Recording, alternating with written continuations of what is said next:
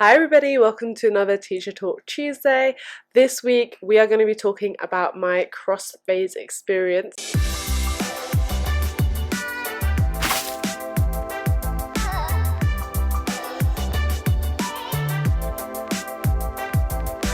That is, if you do the Pgce or you've done the Pgce or you're looking into doing the Pgce, that is the 6 weeks experience block that you're going to have in the opposite key stage.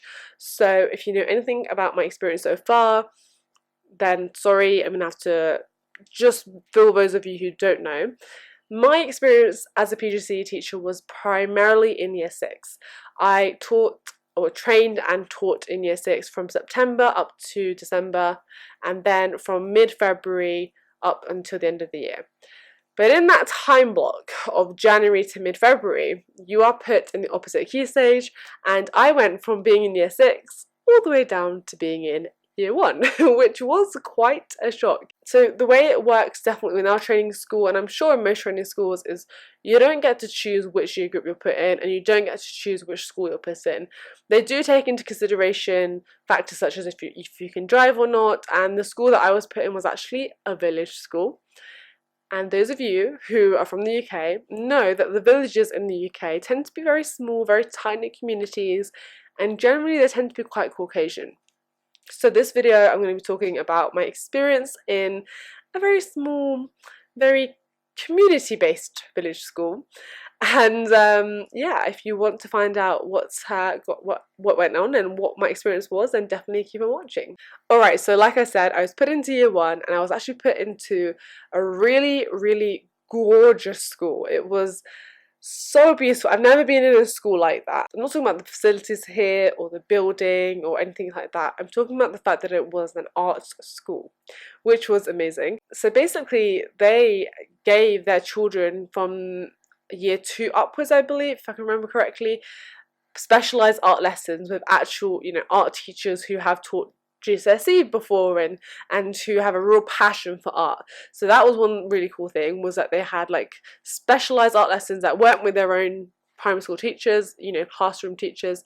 And the second thing was that their displays in the school were incredible.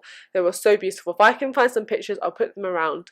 They were really, really gorgeous. And this school was just so different to anything I'd ever seen before in my own experience of being in primary schools and in my whole training up to this point. I'd never seen something so beautiful, because when you're training, obviously you're going into different schools very regularly and you're meeting with different schools, you're seeing the environment in different schools, and this was just so beautiful and so inspiring. And I was very excited, actually. Like my initial reaction was, they put me in year 1. Like, I don't know how to work with children that young. That's not my comfort zone. I'm used to like my year 6s, my year 5s, that sort of age group. I year 1, but it was, that was my initial reaction. And then it was just excitement, like, wow, I get to be in this school every single day for 6 weeks, and I get to pick up so much and learn so much.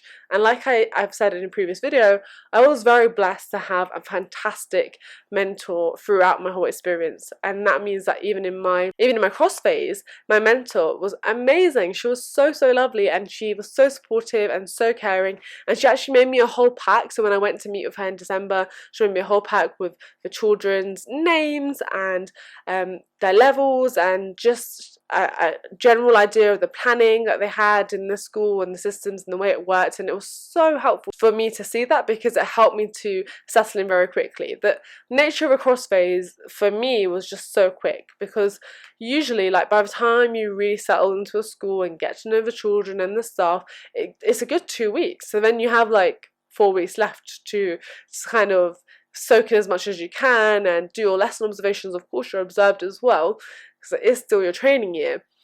But she was so brilliant, and I was so grateful to have her. Like, from all the teachers in the school, like, I genuinely felt like they put me with such a brilliant mentor, and I was very, very grateful for that. And on the whole, my experience was very good. But what I found quite difficult and quite different was working in a school where I would say 99.5% of the children were all the same ethnicity. They were all Caucasian, and all the teachers were white. I was the only person of colour in this whole school who was an adult, and obviously I wear hijab as well. So if that wasn't, you know, my skin colour wasn't enough to make me stand out, my choice of dress and the choice to wear a hijab and identify as a Muslim was definitely quite a shock for this school. And when I say that, I mean because it's a village school and it was such a tight-knit community, the parents didn't have the best reaction to me at first. And I was feeling quite nervous because I just felt like looked so different. You know, when you work in a school or you go to a school that's diverse and children are used to being in a diverse community, being in a multicultural community, they're used to seeing people of colour working in the school. And then you go into a school where you are literally a definition of an alien to these children, you already feel a little bit uncomfortable. Now, bearing in mind these children were in year 1, so they don't really have too much of a, what's the right word, like a judgmental stance. They're too young really at that age. But I'm talking about the older children there, I'm talking about even the receptionists there. I just felt like I stuck out like a sore thumb.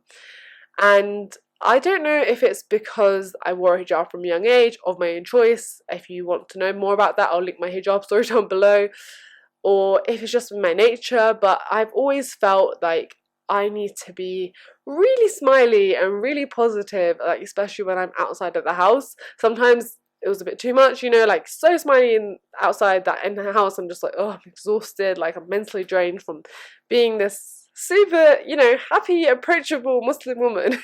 And I definitely felt like in my cross phase, I felt like that was the case. Like I was like, I need to show these people that I'm normal and I'm similar to them, not just like them. I'm not gonna say, you know, I'm gonna sit and eat a sausage and drink some beer. Like that's obviously not my lifestyle. But I felt a strong urge to be like, I am like you guys. And I remember the first time the children were picked up. So obviously this is year 1. So in year 6, children can pretty much go by themselves. They go home. Usually they'll go and pick up a young sibling and they'll walk home together.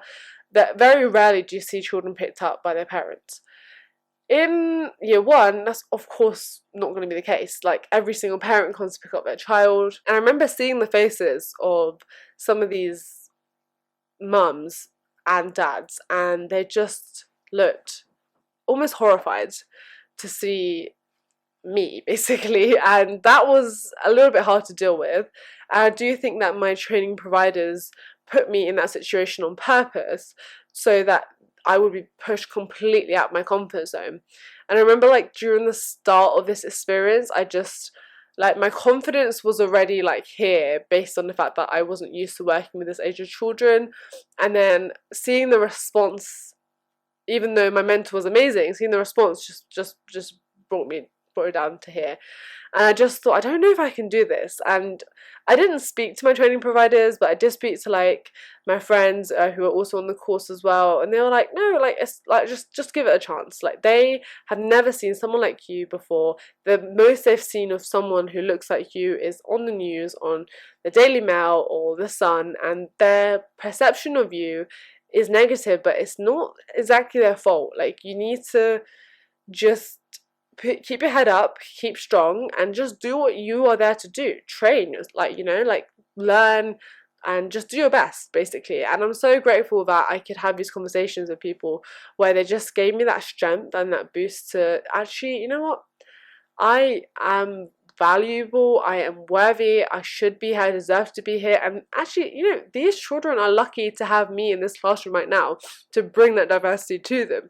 And the children, you know, like I said, probably maybe 2 out of the 27 of them was a bit wary of me.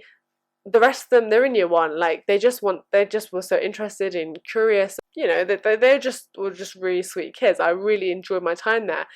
And I found that although I was so much used to like my year 5s, my year 6s, I loved that age group so much there was a different kind of energy and passion that you have to teach that year group. You kind of have to put on a bit of an act when you're working with 5-year-olds and 6-year-olds. Your voice has to go higher, you have to be more expressive with your face, you have to be able to understand that their understanding is limited, first of all, their listening skills are limited, their communication skills are limited. So you do just adapt, and I'm really proud of how quickly I adapted, not just to the age group, but to the area that I was in. And alhamdulillah, like, I have to say that despite the initial prickly response I received, the parents towards the end of my time were actually really lovely, and I had a few of them come in and give me a hug on my last day. I had presents from them, like, they just said, like, you've made such a difference to my son's life, or my daughter, like, she comes home, she can't stop talking about you, and she, you know, thank you so much for the time you spent here, and it's been so nice for her to interact with you and to have you as, like, you know, training here. And the class was so sweet. They made me this huge card, and they all drew their own little self-portraits and wrote their name, and it was such a heartwarming experience in the end. But it did start off as being quite uncomfortable, and it was almost like there's this elephant in the room, and I was the elephant. You know, I did unfortunately have one racist experience within the school. I'm not sure if I should, like, go into it as such, like, maybe let me know. It wasn't with any of the other teachers, it wasn't with the parents or the children, it was with the caretaker. And I would say that as horrible as that was to go through, as shocking as it was to go through, it really taught me a lot about myself, and it taught me a lot about how to deal with your situations in the best way possible, really. And also that actually I can deal with your situations, and, like, it's not something that anyone should have to deal with, but at the same time it's something that I guess when you are putting yourself out there as a Muslim woman who covers, who looks visibly different, and even sometimes if you're just going out there as a woman of colour, you're going to have to expect it in some forms, and it's important to be able to know that you can do that. And alhamdulillah, that's what I learned. And I also learned that some people, I'm not excusing ignorance by any means here, but some people have genuinely lived in the same place from birth till 45, from birth till 60, and have seen the same people day in, day out, and they find it really uncomfortable to see someone who is just not from their world, because that is their world, you know. And I'm not saying that I would now move to a village and be like, hello, I'm your neighbourhood hijabi. Like, that's not my ambition in life at all, by any means. But I do feel like in my own way, I made a big difference when I was at the school. Obviously, I gained so much from being at the school, learning to work with Key Stage 1, with phonics, just pushing myself out of my comfort zone, and just out of what I ever thought I would be able to do, and speaking to other professionals, and obviously all the beautiful art and the inspiration and the creativity. It was amazing. But I feel like I gave as much back to that school as I gained from them, and I really hope that in the future they do have a slightly more diverse staff. I mean, to be honest, I doubt it, because like I said, the village is just so Caucasian. But I think that children should grow up seeing a diverse staff. They should grow up seeing a diverse teacher training staff, different people who look different to them, people who believe in different things to them. Diversity is so key when it comes to education, because you learn a lot more just by observing other people and being around other people than you do by learning about people through a history book or through a video even, you know. Like, children need to see that there are lots of different types of people in this world, and, you know, there's good in all people. There's good in all types of people. It's good in all different religions. There's good in all different ethnicities. They shouldn't just be pigeonholed into thinking that this is the only type of good that there is. This is the only type of right there is. So yeah, alhamdulillah, overall I had a really good, beneficial experience. It wasn't an easy ride by any means, but it definitely was something that I will kind of cherish in a way, and I'll always remember it fondly, especially because my mentor was so brilliant, and the TAs in that classroom were just so lovely, and I learned so much. And that's the biggest thing, is when you're training, be open-minded, try and be like the sponge that, you know, children are. Try and soak everything in. And I'm not saying, like, put up with racism or put up with discrimination, and if you feel really uncomfortable, then there is no reason why you should have to be there. Like, you don't have to be there. But if you are willing to sort of go a little bit out of your own comfort zone box, then definitely go for it, because all you're going to get back from it is strength, is knowledge, and ultimately is a better version of you from the beginning.